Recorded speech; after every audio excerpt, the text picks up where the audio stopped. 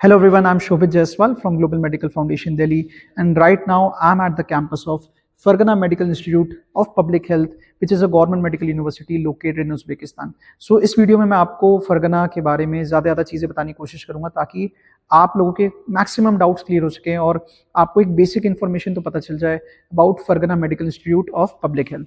तो सबसे पहले हम बात करते हैं कि अगर आप इंडिया से ट्रैवल कर रहे हो तो आप फरगना कैसे पहुंच सकते हो, तो और कितना टाइम लगता है उस चीज़ में।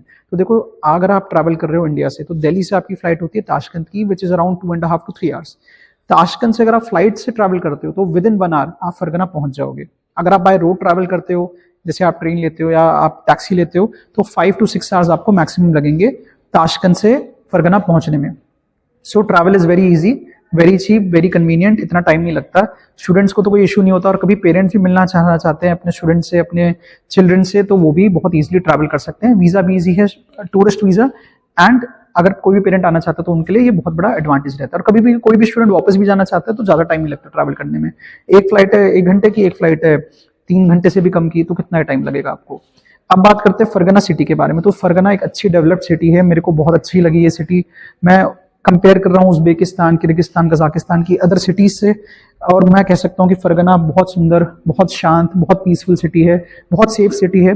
सो सेफ्टी की बात करें तो देखो, हर पेरेंट का कंसर्न रहता है कि जहाँ पे बच्चा आ रहा है क्या वो सेफ है कि नहीं। तो देखो, मैं अपने पर्सनल एक्सपीरियंस से बता रहा हूँ कि हाँ, ये बहुत ही अच्छी सिटी है, बहुत ही सेफ सिटी है। मैंने बहुत सारी फीमेल स्टूडेंट से बात की यहाँ पे, सबका एक ही रिप्लाई था कि हाँ, सिटी बहुत सेफ है, बहुत पीसफुल है, बहुत शांत सिटी है। तो सेफ्टी वगैरह की भी कोई इशू किसी को भी नहीं होगी। स्पेशली ये कंसर्न उन पेरेंट्स का रहता है जिनकी डॉटर होती है, जिनको जाना होता है।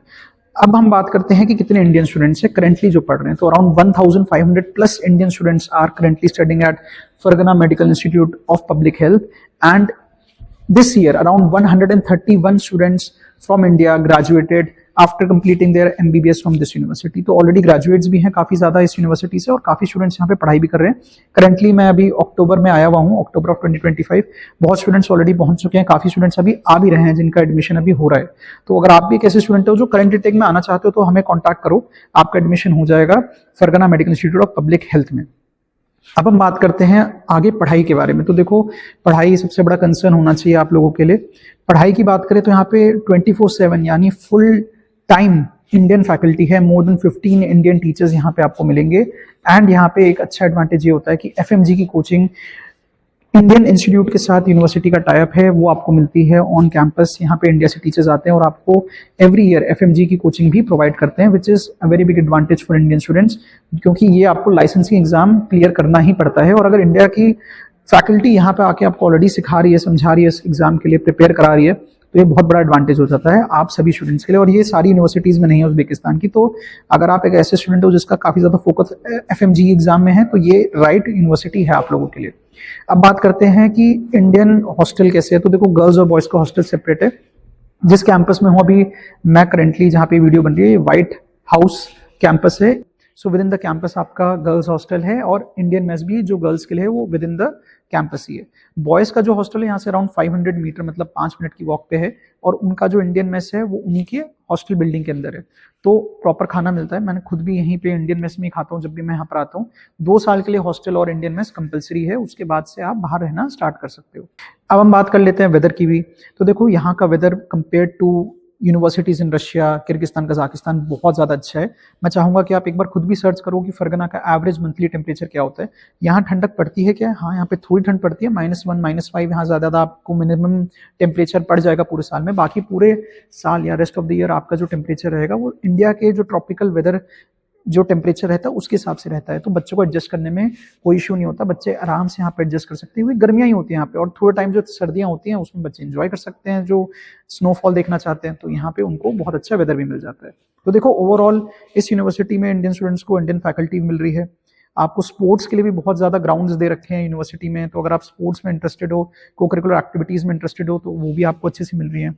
बहुत सारे इंडियन फेस्टिवल्स बनाए जाते हैं, south Indian, north Indian, almost जितने भी इंडिया के मेजर फेस्टिवल्स है बनाए जाते हैं। अपकमिंग डेज में दिवाली आ रही है, तो दिवाली का भी पूरा फेस्टिवल यहाँ पे प्लान्ड है, दिवाली पार्टी प्रॉपर यहाँ पे होगी। और साउथ इंडियन स्टूडेंट्स भी काफ़ी ज़्यादा हैं, उनके भी सारे फेस्टिवल्स यहाँ सेलिब्रेट किए जाते हैं।